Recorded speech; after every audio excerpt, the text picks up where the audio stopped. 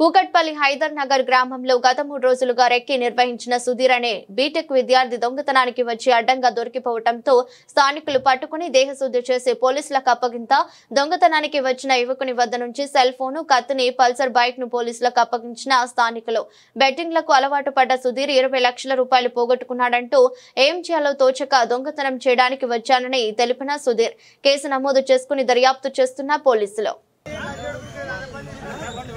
पक्का चोर माकड़ा है साला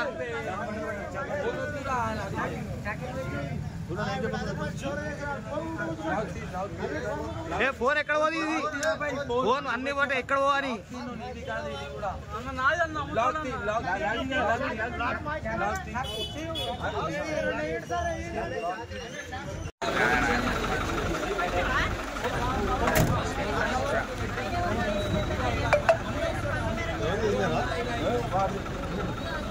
అన్న అన్ని పంపిస్తానే పోలీస్ గ్రూప్ లో పెట్టా అన్ని పెట్టి మన పోలీస్ గ్రూప్ లో పెట్టా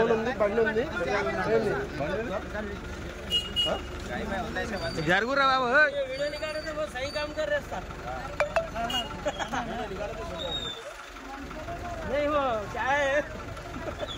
शॉट फॉल हो जाता बाद में होने तो ये अंदर बिड़ा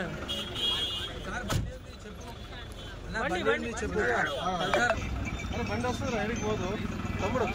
పిఎస్కి తీసుకొని వస్తాం బండి రైట్ చలో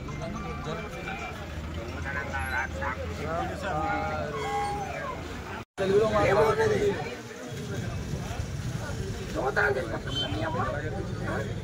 అన్న కృష్ణారెడ్డి ఇది